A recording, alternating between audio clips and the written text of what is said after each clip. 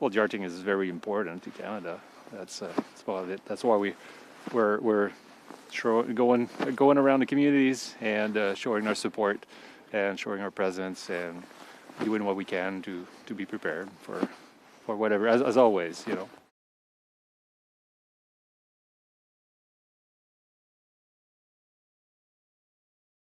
Oh, it's a vast, quiet, beautiful, very windy. How cold It can be cold, but when we have the right equipment, it's okay.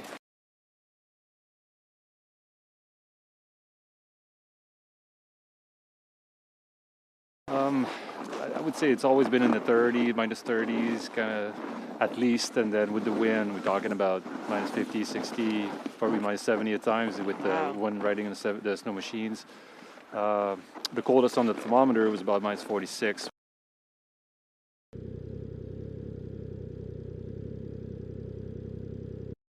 It depends on the days and the terrain. Typically, you know, we try to leave relatively early in the morning, or unless there's a window for wind that we can monitor. So 12 to 14 hours a day. On the snowmobile? On the snowmobile, yeah.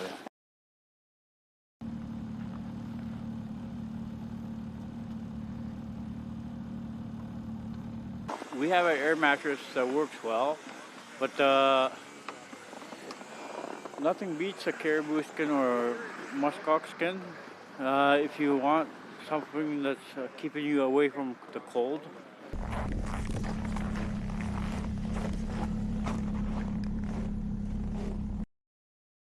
Yeah, I think that's exactly it. I want them to know that they should feel reassured that there's people, Canadians up here that are defending them all times of the day.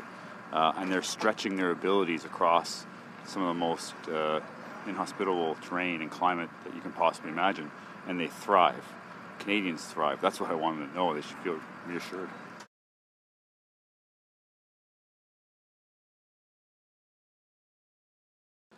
The Rangers do their job very well. That, I think, is part of the component. But I'm also super happy that there's NORAD, that the Canadian Army sends up 6,000 to 1,000 soldiers every year to participate and work with the Rangers. So we do the guiding and the reconnaissance and the eyes function.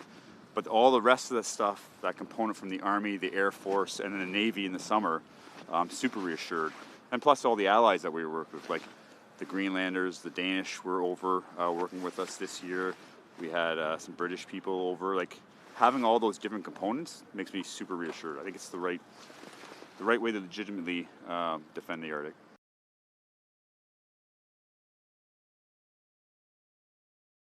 You can have like minus 40, but if you have strong winds going the wrong direction, people will get severe frostbite. So it's everything. We're obsessing about it as a decision maker.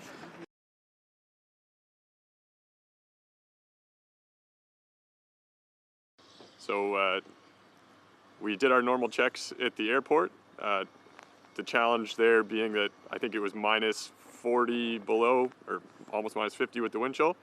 Always fun working in the Arctic, trying to stay warm. So once we got the plane ready, we ran through our normal checks, got the plane in the air and headed out towards the last location we had for the patrol.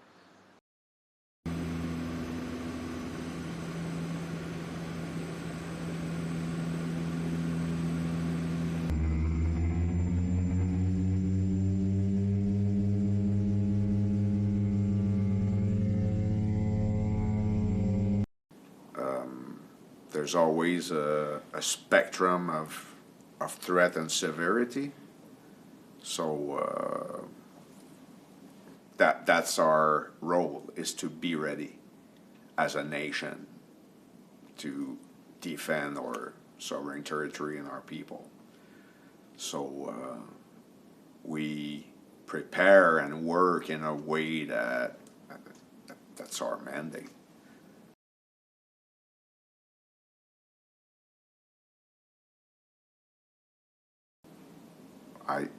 As Commander, Joint Task Force North, I don't see any change. Actually, it's a very good relationship, military to military, exchanging on military things, So I'm very, very, I really appreciate that relationship of trust with our military allies.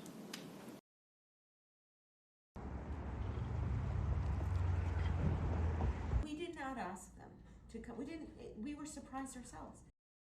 And the gravest threat to Canada, especially in the north, comes from the increased movement of Russian infrastructure further and further north towards the Arctic Circle, which has been occurring especially since the illegal and unjustifiable further invasion of Ukraine in 2022. Suffice it to say that we are not resting with what was. We are, as a government, taking significant steps to enhance the security and protection of the Arctic, including making sure that we invest more than $80 billion in national defense. And in particular, 70% of our coastline is Arctic interfacing. 40% of Canada's landmass is in the Arctic itself. That very fact puts us in a position to drive not only our domestic but foreign policy and our work with countries across the board.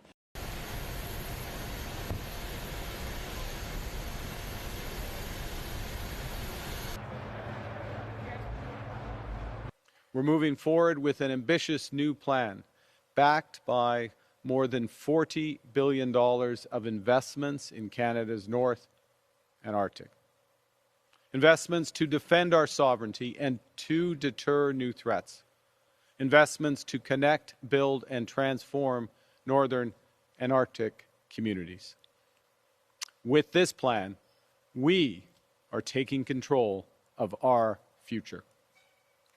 We will no longer rely on others to defend our Arctic security or to fuel our economy. We're taking full responsibility for defending our sovereignty,